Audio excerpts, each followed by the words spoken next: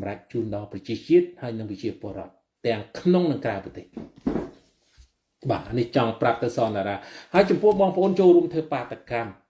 ចុងសប្តាហ៍នេះយើងយកជនជាតិគេម៉ុងតៃញ៉ាអ្នកផ្សេងទៀតចូលរួមដើម្បីឲ្យឃើញមនុស្សច្រើនប៉ុន្តែសប្តាហ៍នេះទោះបីយ៉ាងម៉េចក៏ដោយក៏ប្រជាពលរដ្ឋខ្មែរយើងមិនដូចពីមុនទេបាទមិនដូចពួកខ្ញុំអ្នកចាស់ទេពួកខ្ញុំអ្នកចាស់នឹងខ្ញុំគៀងគងមិត្តភ័ក្តិទាំងអស់មិនថានៅណាពីខាងលិចទៅ ពីខាងលិចទៅខាងកើតសំទោសពីខាងលិចទៅខាងកើតហ្នឹងដើម្បីចូលរួមធ្វើបាតកម្មនៃចង់បានចំណុចណាមួយដែលយើងចង់បានអញ្ចឹងអ្វីដែលពួកខ្ញុំធ្វើនេះ ក្រោយមកក៏ពួកខ្ញុំដកខ្លួនចេញពួកខ្ញុំមិនមែនតែខ្ញុំម្នាក់ទេខ្ញុំបានអូសទាញមនុស្សជាច្រើនឲ្យដកខ្លួនចេញឲ្យទៅលេងប្រទេសអញ្ចឹងវាមិនបានដូចមុនទេប៉ុន្តែគេទទួលស្គាល់អ្វីដែលគេមិនដែលបានទៅប្រទេសក្នុងរយៈពេល20ឆ្នាំ30ឆ្នាំ25ឆ្នាំ10ឆ្នាំ7 8ឆ្នាំចុងក្រោយនេះនៅពេលដែលគេចូលទៅក្នុងប្រទេសគេភ្ញាក់ផ្អើលការអភិវឌ្ឍស្នាដៃរបស់សម្ដេចតេជោគោលនយោបាយឈ្នះឈ្នះហើយសុខសន្តិភាពនេះអញ្ចឹងគេត្រូវដកខ្លួនចេញគេនិយាយអំពីល្អឃើញទេគេនិយាយអំពីល្អអំពីស្នាដៃរបស់សម្ដេចតេជោដែលលោកកសាងប្រទេសនេះវាពិបាកបំផុតក្រោមផ្សែងសង្គ្រាមបាទក្រោមផ្សែងសង្គ្រាមនេះបងប្អូនត្រូវយល់ក្រោមផ្សែងសង្គ្រាមតម្រាប់តែយើងបានឈួរមកដល់ប៉ុណ្នេះនេះហើយជាភ័ព្វវាសនារបស់បងប្អូនកូនចៅចំនួនក្រោយដែលកើតនៅក្រោយឆ្នាំ1979ដែលទទួលបាននេះសពថ្ងៃនេះអញ្ចឹងមានតែបងប្អូនចំនួនក្រោយចូលរួមជាមួយនឹងគណៈបកប្រជាជនកម្ពុជាហើយចូលរួមការពារសន្តិភាពនេះឲ្យបានយូរអង្វែងដើម្បីចូលរួមរំដោះប្រជាពលរដ្ឋខ្មែរឲ្យរួចផុតពីភាពក្រីក្រក្នុងរយៈពេល25ឆ្នាំទៅមុខលឿនណាស់បងប្អូន25ឆ្នាំទៅមុខនេះឆមាសទី1នៃជីវិតរបស់មនុស្ស25ឆ្នាំបើសិនជាក្មេងកើតក្នុងឆ្នាំ2025ទៅដល់ឆ្នាំ2050ពីអាយុ25ក៏បានរៀនចប់មហាវិទ្យាល័យហើយបន្តចូលវេនទាំងអស់គ្នាដើម្បីចូលរួមដឹកនាំប្រទេសជាតិនេះឲ្យមានការរីកចម្រើនដោយសម្ដេចតេជោដែលលោកបានធ្វើជូនអ្នកទាំងអស់គ្នាអ្វីសមិទ្ធផលដែលកើតឡើងនៅក្នុងប្រទេសសប្តាហ៍ថ្ងៃនេះដែលកើតពេញផ្ទៃប្រទេសទាំងអស់នេះគឺដោយសារស្នាដៃក្រោមការដឹកនាំគោលនយោបាយឈ្នះឈ្នះហើយសុខសន្តិភាពនេះបូករួមជាមួយនឹងអិសរាជជនរបស់គណៈបកប្រជាជនដែលគេរស់នៅក្នុងប្រទេសដើម្បីកសាងនេះជួបការលំបាករបៀបមិនខ្លះពីមុនមកក្នុងទសវត្សរ៍ឆ្នាំ1979ដល់រហូតដល់ឆ្នាំ1990តើជួបប្រទេសរបៀបមិនខ្លះបងប្អូនដឹងហើយវាពិបាកណាស់សង្គ្រាមមហន្តរាយសម្លាប់គ្នាទៅវិញទៅមកលទ្ធផលខ្មែរចាញ់ទាំងអស់គ្នាដូច្នេះគោលនយោបាយឈ្នះឈ្នះនេះធ្វើឲ្យខ្មែរឈ្នះទាំងអស់គ្នាគ្នាបងប្អូនគោលនយោបាយឈ្នះឈ្នះនេះធ្វើឲ្យខ្មែរឈ្នះទាំងអស់គ្នាធ្វើឲ្យខ្មែរមិនបាត់បង់ជីវិតទាំងសងខាងមិនថាភាគីខាងណាទេគឺដោះអាវអ្វីដែលដោះអាវមិនត្រឹមត្រូវប្រឆាំងរាជរដ្ឋាភិបាលពាក្យក៏ឲ្យរដ្ឋាភិបាលចូលរួមដឹកនាំទាំងអស់គ្នាទើបយើងមានការអភិវឌ្ឍជុំវិញប្រទេស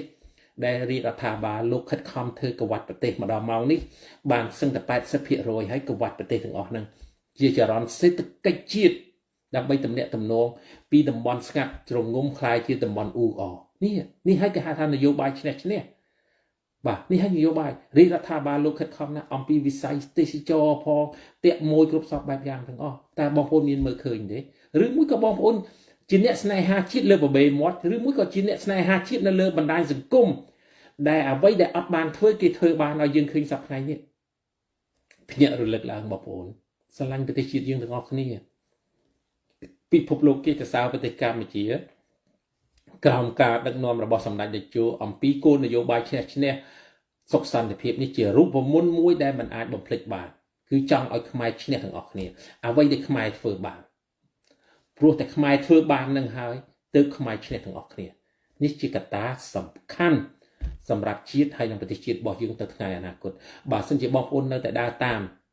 ក្រុមអគតិមួយចំនួនអួតខ្លួនគេជាអ្នកប្រជាធិបតេយ្យជួនកាលពួកគេដូរច្រើនពណ៌ណាស់បាទគេចង់ថាខ្លួនគេប្រជាធិបតេយ្យក៏បានគេចង់ថាខ្លួនគេជាពួកអនាធិបតេយ្យក៏បានអ្វីដែលពួកគេនិយាយក្នុងអារម្មណ៍ក្នុងការទៅសេផុសដូចជាលោកសំរងស៊ីអីយើងមើលសំណេររបស់គាត់ទៅសេផុសវាហាក់បីដូចជាមនុស្សវិកលចរិតរួចបាត់ទៅហើយហ្នឹងបាទ ហាក់បីដូចជាមនុស្សវិកលចរិតរួចបាត់ហើយធ្វើនយោបាយគ្មានយុទ្ធសាស្ត្រឆ្នេះផងហ្នឹងតើអ្នកទាំងអស់គ្នាសុខចិត្តដើរតាមលោកសំរងស៊ីដើម្បីជាប់គុកជំនួសគាត់ហើយគាត់កេងចំណេញនយោបាយយ៉ាងម៉េចថ្មីបើក្នុងជួរគណៈបកសង្គ្រោះជាតិអតីតគណៈបកសង្គ្រោះជាតិមេដឹកនាំរកដំណោះស្រាយមិនបានផងផ្សះផ្សារវាងបកបោកបកពីរបោកគ្នាជាមួយរកផ្សះផ្សាបានផងគឹមសខានិយមសំរងស៊ីនិយមត្រឹមត្រូវមិនត្រឹមត្រូវឆ្លោះគ្នាវល់នៅក្នុងបណ្ដាញសង្គមឆ្លោះគ្នាវល់នៅក្រៅប្រទេសរកដំណោះស្រាយអត់ទាំងឃើញផងហ្នឹងបងប្អូនតើគិតមើលរកដំណោះស្រាយអត់ឃើញអានេះគ្រាន់ជាបកមួយតូចរកដំណោះស្រាយអត់ឃើញរហូតដល់រលីខ្លួនឯងសកម្មជនរបស់គណៈបកសង្គ្រោះជាតិតំណាងរាស្ត្ររបស់គណៈបកសង្គ្រោះជាតិមួយចំនួន55គេសម្រេចចិត្តដកខ្លួនចេញសុំធ្វើជីវភាពនយោបាយចូលទៅក្នុងស្រុកសម្ដេចតេជោមានយកទោសតំណាងរាស្ត្រណាទេចម្លើយគឺអត់ចង់បើកគណៈបកអីក៏បើកទៅឃើញទេរៀលខេមរិនគាត់ចូលទៅក្នុងស្រុកគាត់បើកគណៈបករបស់គាត់មួយឃើញគាត់ព្រោះនេះហើយដែលគាត់ភ្ញាក់រលឹកគាត់បើកគណៈបកតូចមែនប៉ុន្តែគាត់ចូលធ្វើការជាមួយនឹងរាជរដ្ឋាភិបាលដើម្បីស្ថាបនានៃចំណុចអវិជ្ជមានណាខ្លះដែលរាជរដ្ឋាភិបាលលោកអត់ដឹងនេះដែលរាជរដ្ឋាភិបាលគេទទួល27គណៈបកដើម្បីពិភាក្សាគ្នាក្នុងការអភិវឌ្ឍប្រទេសជាតិទាំងអស់គ្នាយើងត្រូវឲ្យតម្លៃសម្ដេចតេជោជាស្ថាបនិកសន្តិភាពដូច្នេះសម្ដេចតេជោមានគុណធម៌ឲ្យតែខ្មែរនៃចំណុចណាមួយល្អលោកឲ្យចូលរួមហើយដែលមានសមត្ថភាពមានលទ្ធភាពដើម្បីកសាងប្រទេសជាតិទាំងអស់គ្នាលោកបានមានប្រសាសន៍រួចហើយថាប្រទេសកម្ពុជាមិនមែនជាប្រទេសរបស់លោកទេប្រទេសកម្ពុជាជាប្រទេសរបស់យើងទាំងអស់គ្នាដូច្នេះអ្នកដែលយល់ទើបចូលរួមជាមួយនឹងរាជរដ្ឋាភិបាលគឺប្រទេសរបស់យើងទាំងអស់គ្នាព្រោះពេលវេលាវាខ្លីបំផុតអ្នកដែលមានអាយុពី60ឡើងទៅបាទពី60ឡើងទៅបើយើងពី60ឡើងទៅបើយើងនៅមានគំនិតប្រឆាំងរាជរដ្ឋាភិបាលតើយើងមានឱកាសណាដើម្បីជួយកូនខ្មែរនៅក្នុងប្រទេសចំនួនក្រោយគឺយើងនៅតែបំផ្លាញចលនាវិធុងស្នានៃចំណុចក្នុងអន្តរបណ្ដាញសង្គមងាកមកស្រឡាញ់ប្រទេសជាតិរបស់យើងអ្វីដែលធ្វើកន្លងមកនេះក្នុងរយៈពេល12ឆ្នាំកន្លងមកហើយរឿងធ្វើបាតកម្មនៅសហរដ្ឋអាមេរិកនេះគ្រាន់ជាបានចូលរួមតែវាអត់មានប្រយោជន៍អីទាំងអស់បាទវាអត់មានប្រយោជន៍អីទាំងអស់ខ្ញុំនេះហើយជាសកម្មគៀងគងមនុស្សឲ្យចូលរួមធ្វើបាតកម្មរហូតដល់ចំណាយថវិកាខ្លួនឯងទៅទៀតប៉ុន្តែធ្វើយូរទៅវាអត់មានប្រយោជន៍អីទាំងអស់បងប្អូនគ្រាន់ជាលេសរបស់ក្រុមពួកគេគ្រាន់ជាលេសពួកគេអួតខ្លួនជាអ្នកប្រជាធិបតេយ្យប៉ុន្តែគេអត់ឲ្យតម្លៃអ្វីដែលកម្ពុជាបានចូលរួមបោះឆ្នោត7អាណត្តិមកហើយនេះហើយគេហៅថាលទ្ធិប្រជាធិបតេយ្យនៅពេលដែលប្រជាពលរដ្ឋឬរដ្ឋាភិបាលឬប្រទេសណាមួយដែលបើកសិទ្ធិឲ្យប្រជាពលរដ្ឋចូលរួមបោះឆ្នោតនេះហើយគឺលទ្ធិប្រជាធិបតេយ្យវាយោងទៅមកមតិភិតានៃប្រជាពលរដ្ឋរស់នៅប្រទេសរបស់គេនីមួយបាទនេះហើយគេទទួលស្គាល់លទ្ធិប្រជាធិបតេយ្យហើយបណ្ដាប្រទេសផ្សេងទៀតគេទទួលស្គាល់បាទសូមកុំឲ្យបេះដូងច្រើនពេកតែមុំបានទេបងប្អូនបាទអរគុណដែលចូលរួមបេះដូងច្រើនពេកឃើញតែម្នាក់បាទសូមអព្យាស្រ័យបាទអញ្ចឹងហើយបងប្អូនទាំងអស់គ្នាបងប្អូនស្រឡាញ់ប្រទេសជាតិរបស់យើងពេលវេលានេះមូលហេតុអីដែលខ្ញុំបដូរអេរិយាបថការនិយាយមូលបង្កាច់ដែលគ្មានមូលដ្ឋានពិតប្រាកដពីមុនមកចោទរាជរដ្ឋាភិបាលនេះដោយសារខ្ញុំមិនបានឃើញជាក់ស្ដែង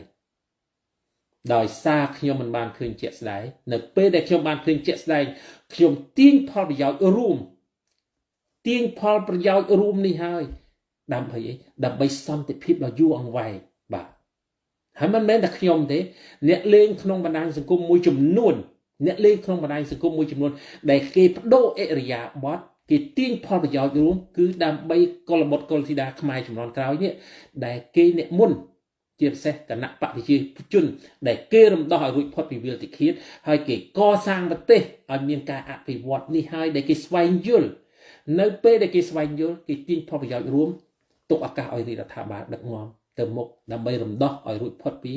ភាពក្រីក្របាទប្រទេសជាតិរបស់យើងបងប្អូនទៅមុខហើយអ្វីដែលសនតារានិយាយវាអត់ខុសមែនអញ្ចឹងបានសនតារានិយាយខ្លះប្រកបអត្ថន័យទៅមុខហើយបងប្អូនទៅមុខហើយអត់មានថយក្រោយទេខែ7នឹងសម្ពោធពលានយន្តហោះថ្មី Daejeon International Airport បាទអូខេខែ7ដែលយើងមិនដែលមាន ចំណត់យន្តហោះខ្នាតធំក្នុងចំណោមពិភពលោកក្នុងចំណោមទី10ហ្នឹងអញ្ចឹងប្រជាពលរដ្ឋសบายរីករាយចូលរួមអបអរសាទរសមិទ្ធផលស្នាដៃរបស់គណៈបកប្រជាជនកម្ពុជាលោកខិតខំកសាងតើលោកកសាងនេះទុកឲ្យអ្នកណាដោយសារកំណើនក្នុងប្រទេសប្រជាពលរដ្ឋចំនួនក្រោយមានកើនទៅមុខពីច្រើនអញ្ចឹងត្រូវត្រៀមលក្ខណៈអ្វីខ្លះដែលត្រូវធ្វើដើម្បីរកទីផ្សារដំណោះស្រាយសេដ្ឋកិច្ចឲ្យទាន់ពេលវេលាជាមួយនឹងពិភពលោកដូច្នេះអ្វីដែលលោកធ្វើទាំងអស់នេះគឺទុកស្នាដៃឲ្យបងប្អូនបាទទុកស្នាដៃឲ្យបងប្អូននេះទុកស្នាដៃឲ្យកូនចៅចំនួនក្រោយនេះដែលគេចំនួនមុនគេអត់រត់ចោលប្រទេសហើយគេនៅជាមួយនឹងប្រជាពលរដ្ឋបងប្អូនកន្លែងមើលគណៈបកប្រជាជនកម្ពុជារំដោះប្រជាពលរដ្ឋឲ្យរួចផុតពីវាលតិឃាតទ្រាំអត់ស៊ីវេទនាបំផុតនៅក្នុងទសវត្សរ៍ឆ្នាំ1979រហូតមកដល់90គេនៅតែកសាងប្រទេសបានរហូតដល់សម័យអរន្តកម្មទៀតគេនេះចូលរួមទាំងអស់គ្នាចំពោះអ្នកដែលគេចូលរួមចំពោះអ្នកដែលអត់បានចូលរួមហើយចំពោះអ្នកដែលអត់បានធ្វើអីសោះចំពោះអ្នកដែលស្នេហាជាតិនៅលើប្របេមាត់អង្គុយនៅខាងក្រៅប្រទេសនេះបានធ្វើមិននិយាយអត់ប្រយោជន៍អញ្ចឹងគណៈបកប្រជាជនកម្ពុជានៅក្នុងប្រទេស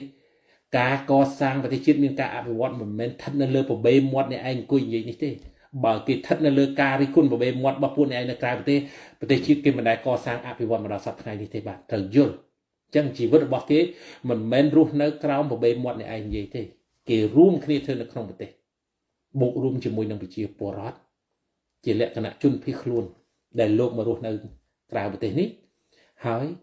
លោកស្វែងយល់ឱកាសល្អបណ្ដោះបណ្ដាបើកវិស័យក្រសួងអប់រំ private ក៏ដោយឯកជនក៏ដោយចូលរួមបណ្ដោះបណ្ដាមិនចេះតិចឆ្នាំនៅពេលដែល UN ចូលទៅនេះគឺទាំងអស់នេះគឺរួមគ្នាបណ្ដោះបណ្ដាកុលបុត្រកុលធីតាខ្មែរចំនួនក្រោយដែលយើងមានសក្តានុពលនិស្សិតគ្រប់ទាំងអស់ដែលចូលរួមកសាងប្រទេសជាតិទីចម្រើនអញ្ចឹងអ្វីដែលពួកអ្នកឯងនៅខាងក្រៅប្រទេសនេះខំព្យាយាមនិយាយមូលបង្កើតគ្រប់សពបែបយ៉ាងទាំងអស់សួរថាបានជ័យជំនះទេចម្លើយគឺអត់ព្រោះអីមេរបស់អ្នកឯងធ្វើនយោបាយគ្រាន់ជាលក្ខណៈនយោបាយស្អប់បុគ្គលមិនមែនធ្វើនយោបាយដើម្បីជាតិនិយមដើម្បីធ្វើមិនឲ្យវាចំណេញប្រទេសជាតិទេតែបំផ្លាញទីផ្សារសេដ្ឋកិច្ចប្រទេសកម្ពុជាកន្លងមកនេះអញ្ចឹងយើងគួរភ្ញាក់លើកទាំងអស់គ្នាបងប្អូនពេលវេលានេះខ្លីណាស់ចំពោះអ្នកនៅស្រុកក្រៅតើរស់បានប្រមាណទៀតម្នាក់អាយុ60ជាងយ៉ាងច្រើន20ឆ្នាំទៅមុខទៀតតែខ្ញុំមិនដល់ផងវាមិនបានអាយុ80ទេតែក្រោម80ហ្នឹងស្លាប់បាត់ទៅហើយសាងអំពើល្អចូលរួមទាំងអស់គ្នាជាមួយនឹងសម្ដេចធិបតីហ៊ុនម៉ាណែតដែលលោកមានសមត្ថភាពដែលមានប្រជាពលរដ្ឋមតិភាគច្រើនគ្រប់គ្រងសម្ដេចធិបតីហ៊ុនម៉ាណែតសប្តាហ៍ថ្ងៃនេះបាទឃើញទេបងប្អូនចឹងហើយបាទខ្ញុំសូមដាស់តឿនបងប្អូនម្ដងហើយម្ដងទៀតថាគណៈបកប្រជាជនកម្ពុជាគេឈ្មោះទៅមុខហើយការគ្រប់គ្រងរបស់សម្ដេចធិបតីហ៊ុនម៉ាណែតនេះមានវិជាប្រិយភាពហើយមានការអភិវឌ្ឍច្រើនណាស់ក្នុងរយៈពេលក្រោម2ឆ្នាំក្នុងការចូលរួមដឹកនាំប្រទេសជាតិយើងត្រូវកលេចមើលកត្តាអ្វីខ្លះដែលសំខាន់ដែលសម្ដេចធិបតីហ៊ុនម៉ាណែតលោកដឹកនាំអំពីសេដ្ឋកិច្ចសំខាន់គឺសេដ្ឋកិច្ចនេះបាទទោះបីសេដ្ឋកិច្ចដែលសម្ដេចចូលមកដឹកនាំនេះមានជួបការពិបាកពិភពលោកនេះវាពិបាកណាស់ហើយយើងក៏លេចមើល